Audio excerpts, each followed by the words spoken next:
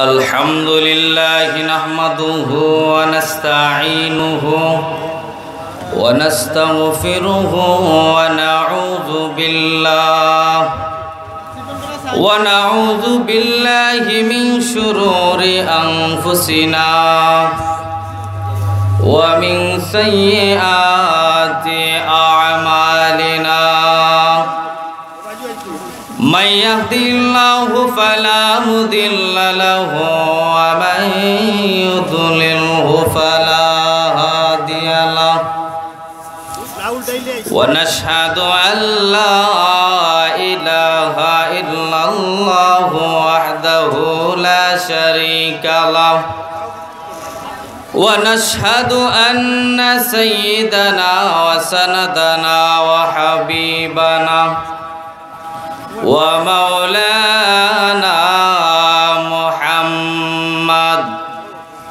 محمدا عبده ورسوله أرسله بالحق بشيرا ونذيرا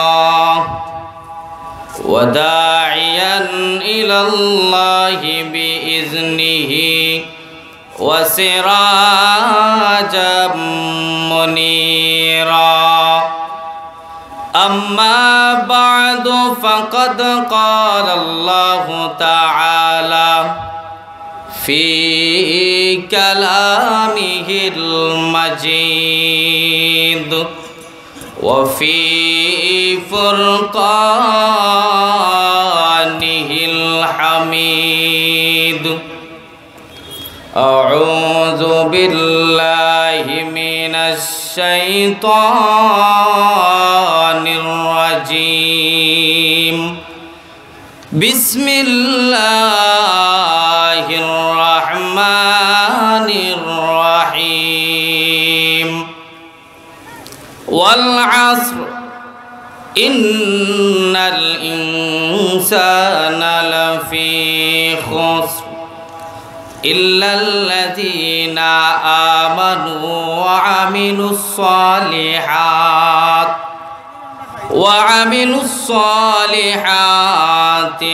وتواصوا بالحق وتواصوا بالصبر. وقال النبي صلى الله عليه وسلم من حفظ سنتي حفظه الله تعالى وأكرمه الله بأربع خصال: المحبة في قلوب البررة.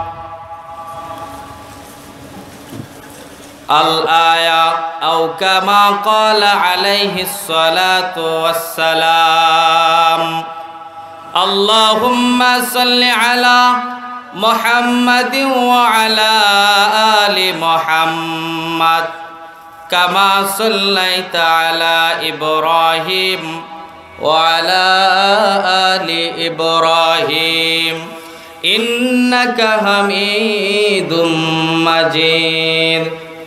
اللهم بارك على محمد وعلى آل محمد كما باركت على إبراهيم وعلى آل إبراهيم إنك حميد مجيد.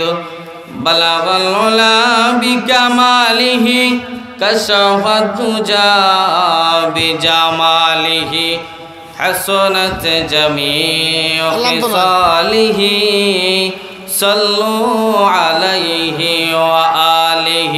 بلغ العلا بكماله كشف الدجى بجماله حسنت جميع خصاله صلوا عليه وآله.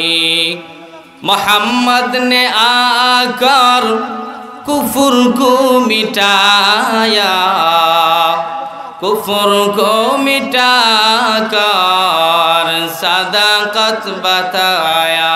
बलगल उला বিকামালিহি কাশাফাত তুজা বিজামালিহি হাসনাত জামিউ খিসালিহি সাল্লু আলাইহি ওয়া আলিহি।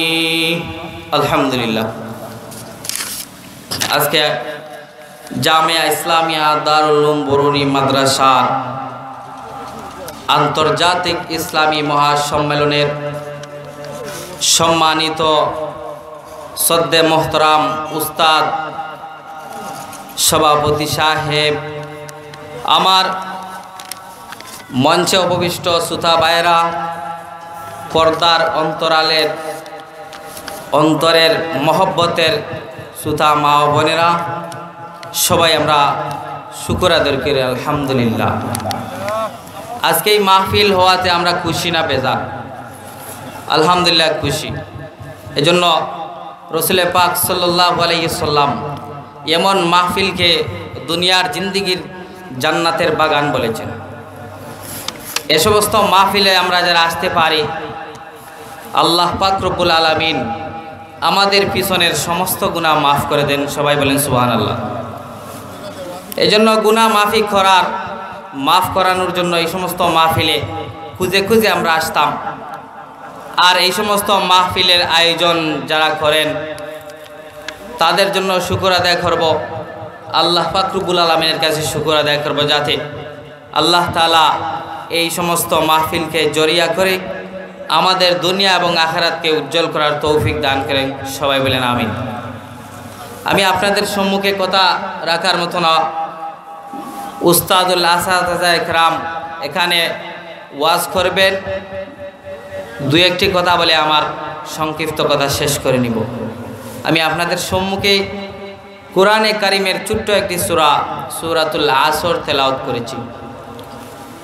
আল্লাহ পাক রব্বুল আলামিন এই সূরার মধ্যে ইরশাদ করেন, ওয়াল আসর, নিশ্চয় এই সমস্ত মানুষ, আসরের কসমকে বলতেছেন ওয়াল আসর, আসরের কসম, ইন্নাল ইনসানা লাফি খুসর, নিশ্চয় এই সমস্ত মানুষ ধ্বংসের মধ্যে, ক্ষতিগ্রস্তের মধ্যে। আল্লাহ পাক রব্বুল আলামিন কোরআনে কারিমে সূরা আসরের মধ্যে আসরের কসমকে বুঝাইলেন দুনিয়ার সমস্ত মানুষ ধ্বংসের মধ্যে আছে। কিসের জন্য আল্লাহ রাসূল এইভাবে বুঝাইলেন? মুফাসসিরিনে কেরাম একে একে ধারাবাহিকভাবে কিসের জন্য মানুষ ধ্বংসের মধ্যে, আল্লাহ পাক রব্বুল আলামিন আসরের কসম কেন খাইলেন? অন্য কিছুর কসম তো খাইতে পারতেন। আল্লাহ পাক রব্বুল আলামিন আসরের কসমকে বুঝাইলেন সময় শেষ হয়ে গেছে। মুফাসসিরিনে কেরাম বুঝাইলেন আসর মানে শেষ সময়, দিনের শেষ, এটা একটা শেষ সময়। আরো কিছু বুঝাইলেন যাতে এই শেষ সময় তোমার হায়াতের জিন্দেগিও শেষ, তুমি এখনো ঘুমিয়ে আছো, এখনো গুনার কাজে লিপ্ত আছো, এখনো মানুষের সাথে ভালো ব্যবহারের মধ্যে নয়, এখনো খারাপ ব্যবহারের মধ্যে আছো, এখনো আল্লাহকে বলে চলে শয়তানের পথে গেছো, এখনো তুমি অন্যায় কাজ করতেছো, এখনো সময় আছে। ওয়াল আসর, আসরের কসম, ইন্নাল ইনসানা লাফি খুসর, আসরের কসম, নিশ্চয়ই সমস্ত মানুষ হলো ধ্বংসের মধ্যে। এই কথা বুঝাইলেন আল্লাহ পাক রব্বুল আলামিন সমস্ত মানুষ ধ্বংসের মধ্যে আসরের কসম খাইলেন, যাতে মানুষ সময় শেষ হয়ে যাইতেছে, তার কাল অতিবাহিত হয়ে যাইতেছে, এখনো আল্লাহর দিকে রুজু হইতেছে না। এজন্য আল্লাহ পাক রব্বুল আলামিন বুঝাইলেন সময় তো শেষ হয়ে যাইতেছে, সময় শেষ হওয়ার আগে আগে কামিয়াব হয়ে যাও, তবে ওই সমস্ত মানুষ ধ্বংসের মধ্যে নয়। কারা? কোরআনের আয়াতে আল্লাহ তাআলা বুঝিয়ে দিয়েছেন, ইল্লাল্লাযীনা আমানু ওয়া আমিলুস সালিহাত ওয়া তাওয়াসাউ বিল হক ওয়া তাওয়াসাউ বিস সাবর। শুধু ওই সমস্ত মানুষ ধ্বংসের মধ্যে নয়, তারাই ধ্বংসের মধ্যে নয়। কারা? যারা ঈমান এনেছে। ইল্লাল্লাযীনা আমানু, যারা ঈমান এনেছে, আল্লাহর প্রতি ঈমান এনেছে, আল্লাহ পাক রব্বুল আলামিনকে মাবুদ বলে স্বীকার করেছে, মুহাম্মদ মুস্তাফা সাল্লাল্লাহু আলাইহি সাল্লামকে আল্লাহর রাসূল হিসাবে গ্রহণ করে নিয়েছে, নবী করিম সাল্লাল্লাহু আলাইহি সাল্লামের সুন্নতকে সুন্নত মনে প্রাণে মেনে নিয়েছে, তার জীবনকে নবীর সুন্নতের মধ্যে নবীর সুন্নত মাফিক চালায় করেছে, নবীর সুন্নত মতো জীবনকে পরিচালনা করেছে। এমন ব্যক্তি ইল্লাল্লাযীনা আমানু, যে ঈমান এনেছে এবং ঈমানের উপর অটল থেকেছে, রাসূলের সুন্নত অনুযায়ী চলেছে, সেই হলো ঈমানদার। ইল্লাল্লাযীনা আমানু ওয়া আমিলুস সালিহাত, ঈমান আনার পরে নেক কাজ করেছে, ওয়া আমিলুস সালিহাত, নেক আমল করেছে, ওয়া তাওয়াসাউ বিল হক, হকের পথে চলেছে, হকের দাওয়াত দিয়েছে। হক পথে চলতে গেলে, হকের দাওয়াত দিতে গেলে অনেক কষ্ট মুজাদা হয়, নামাজ পড়তে গেলে অনেক কষ্ট হয়, ওযু করতে হয়, এইভাবে আর অনেক কিছু কষ্ট মুজাদা হয়। কাজের মধ্যে ব্যস্ত থাকলে কাজকে ফেলে দিয়ে আল্লাহর হুকুমকে পালন করতে হয়। এজন্য ওয়া তাওয়াসাউ বিল হাক্কি ওয়া তাওয়াসাউ বিস সাবর, হক পথে চলে এবং সবরের পথে চলে, সবরের দাওয়াত দেই। ওই 4 জিনিস যাদের মধ্যে আছে, ওই 4 ধরনের মানুষ ধ্বংসের মধ্যে নয়, নতুবা দুনিয়ার সমস্ত মানুষ ধ্বংসের মধ্যে। আল্লাহ রাব্বুল আলামিন বুঝাইলেন যারা ঈমান এনেছে, ঈমানের উপর অটল থেকেছে, তারপরে এইভাবে নেক আমল করেছে, নেক আমল করেছে, নিজেও করেছে, অন্যকে নেক আমলের কথা বলেছে, হক পথে নিজেও চলেছে, অন্যকে হকের কথা বলেছে, হক পথে চলার জন্য বুঝাইছে। ওই 4 জিনিস যাদের মধ্যে আছে, আল্লাহর কসম ওই সমস্ত মানুষ ধ্বংসের মধ্যে নয়, বলেন সুবহানাল্লাহ।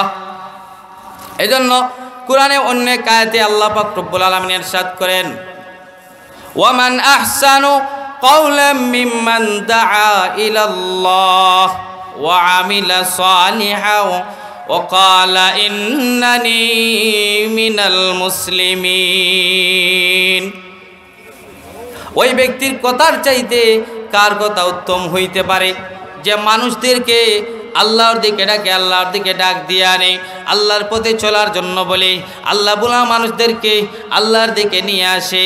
এজন্য আল্লাহ পাক রব্বুল আলামিন কোরআনের মধ্যে বুঝাইলেন, এর চাইতে ভালো কথা আর কার হইতে পারে, যে মানুষদেরকে দিনের দিকে ডাকে, দিনের পথে ডাকে। এজন্য দিনের পথে ডাকাও একটা বিশাল গুরুত্বের বিষয়। যারা দিনের উপর অটল থাকতে পারে, তারাই দিনের পথে মানুষকে ডাক দিতে পারে, তারাই আল্লাহ পাক রব্বুল আলামিনকে এইভাবে রব বলে স্বীকার করতে পারে। যারা দিনের মধ্যে অটল অবিচল থাকতে চায়, তারা কিভাবে থাকবে? এজন্য রাসূল করিম সাল্লাল্লাহু আলাইহি সাল্লাম বুঝাইলেন হাদিস শরীফের মধ্যে, মান হাফিজা সুন্নতি হাফিজাহুল্লাহু তাআলা। আল্লাহ রাসূল ইরশাদ ফরমান যে আমার সুন্নতকে হেফাজত করবে, আমি আল্লাহ পাক রব্বুল আলামিন তার হেফাজতকারী হয়ে যাইব। আমার আল্লাহ পাক রব্বুল আলামিন ঘোষণা দিলেন, মুহাম্মদ সাল্লাল্লাহু আলাইহি সাল্লাম আপনার উম্মতদেরকে জানিয়ে দাও যে তোমার সুন্নতকে হেফাজত করবে, আমি আল্লাহ তাকে হেফাজত করে নিব। বলেন সুবহানাল্লাহ। মান হাফিজা সুন্নতি হাফিজাহুল্লাহু তাআলা। আল্লাহ নবীজির সুন্নত যে হেফাজত করবে, আল্লাহ পাক রব্বুল আলামিন ওই ব্যক্তিকে হেফাজত করবেন। তার রাষ্ট্রীয় জীবন, চলাফেরার জীবন, এইভাবে পারিবারিক জীবন, সমস্ত কিছুর হেফাজত আল্লাহ পাক রব্বুল আলামিন করবেন। আমি যদি সুন্নতের উপর উঠতে পারি, আমি যদি সুন্নতের উপর অটল অবিচল থাকতে পারি, আল্লাহ পাক রব্বুল আলামিন আমাকে দুনিয়াতে হেফাজত করবেন, আখিরাতে হেফাজত করবেন। এজন্য সুন্নতের উপর অটল থাকতে হলে এই সমস্ত মাদ্রাসার প্রয়োজন আছে। মাদ্রাসা ছাড়া কোনো বান্দা সুন্নত শিখতে পারবে না। এজন্য আল্লাহ পাক রব্বুল আলামিন আমাদেরকে এমন একটি সিস্টেম বাইর করে দিয়েছেন। এই সমস্ত কওমি মাদ্রাসা, দারুল উলুম বরুনি মাদ্রাসা যেভাবে আছে, এই সমস্ত মাদ্রাসা পড়ালেখা করার দ্বারা, দ্বীন ইলম শিক্ষা করার দ্বারা সুন্নতের উপর অটল থাকা যায়, আল্লাহকে রব বলে স্বীকার করা যায়, নবী করিম সাল্লাল্লাহু আলাইহি সাল্লামকে, মুহাম্মদ সাল্লাল্লাহু আলাইহি সাল্লামকে রসুল হিসাবে মেনে নেওয়া যায়। অন্যথায় অন্য কোনো শিক্ষার মাধ্যমে নবীজির সুন্নতকে হেফাজত করা যায় না। এজন্য আল্লাহ পাক রব্বুল আলামিন যেন আমাদেরকে এই সমস্ত দ্বীনি মাদ্রাসায় পড়ার তৌফিক দান করে। আর পড়ার পরে শেষ নয়, আমলের প্রয়োজন আছে, তারপরে নবীর সুন্নতকে আমরা হেফাজত করব। আল্লাহ পাক রব্বুল আলামিন আমাদেরকে দুনিয়া ও আখিরাতে উভয় জাহান উজালা করে দিবেন। সবাই বলেন আমিন।